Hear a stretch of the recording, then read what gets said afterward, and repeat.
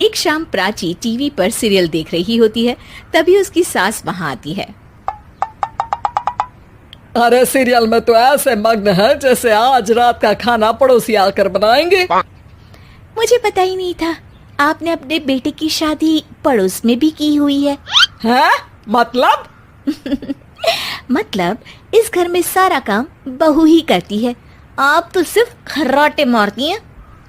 अच्छा जी, फिलहाल तो तुम आराम फरमा रही हो, चलो जाओ, ये मेरे टीवी देखने का समय है।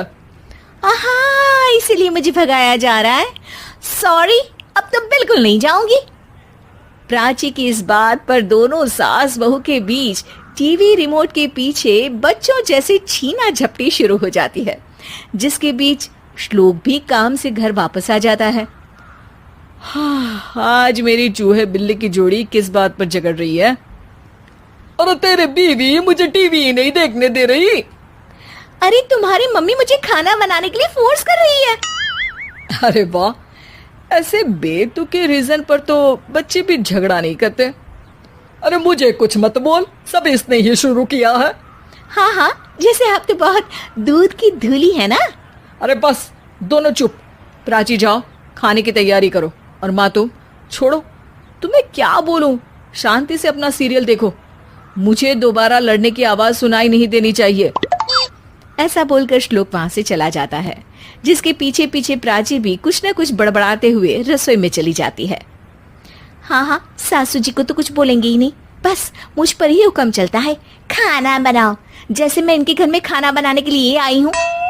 इसी तरह शाम बीतती है और रात को श्लोक और प्राची की सास खाना खाकर सोने चले जाते हैं, लेकिन प्राची गुस्से में कुछ खाए बिना काम में ही लगी रहती है। इस घर में किसी को घंटा फिक्र नहीं पड़ता, मैं खाऊं या भूखी रहूं। प्राची कुछ देर के लिए रसोई से बाहर जाती है और जैसे ही वापस आती है तो वहां दूध का भरा ग्लास देखकर हैरान रह जाती है। फिक्र पूरी है, बस दिखाना नहीं है।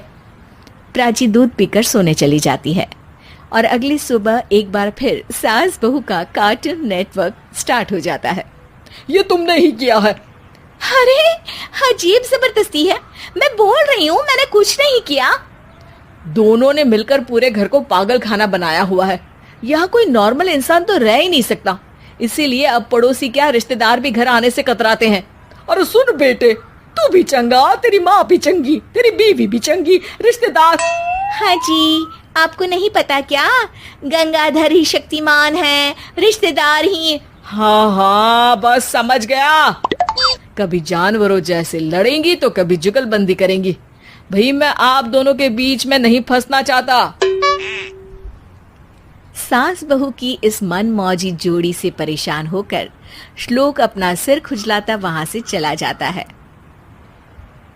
चलो अब मैं भी कीर्तन में जा रही हूँ। इस पर जैसे ही सास कमरे में अपना पर्स लेने जाती है तो वहां नाश्ते की प्लेट रखी देख मुस्कुराने लगती है और नाश्ता करके घर से बाहर निकलते हुए कुछ पैसे टेबल पर रख जाती है, जिसके कुछ देर बाद सिलेंडर वाला घर आता है। ओ मोरी मैया, मैं सिलेंडर के बारे में तो बिल्कुल भूल ही गई थी। घर खर्च के सारे पैसे भी मम्मी के पास है और श्लोक से बोला तो उल्टा 4 बात सुनाएंगे। प्राची ये सोच ही रही होती है कि अचानक उसका चेहरा चमक उठता है और वो घर में आकर इधर उधर देखने लगती है। तभी उसकी नजर टेबल पर रखे पैसों पर पड़ती है, जिन्हें वो सिलेंडर वाले को दे देती है। ये सब श्लोक देख लेता है। अच्छा बेटे, इतना बड़ा घोटाला, सबके सामने मैं तेरी दुश्मन और पीठ पीछे तेरी मेरी यारी। इस पर श्लोक एक प्लान बनाता है और शाम को सब एक साथ बैठे होने पर बोलने लगता है। माँ, तुम दोनों की बहुत लड़ाई होती है, इसलिए मैं सोच रहा हूँ कि प्राची को उसके घर छोड़ाऊं, इससे वो भी खुश रहेगी और तुम भी। अचानक श्लोक की ये बात सुनकर सास बहू शौक से उसकी तरफ देखती है। अरे ऐसे कैसे घर छोड़ाओगे, मुझे कहीं नहीं जाना। अरे तुमने बोला नहीं पर मैंने सुन लिया, तुम्हें मम्मी के साथ रहना अच्छा नहीं लगता, मुझे पता है।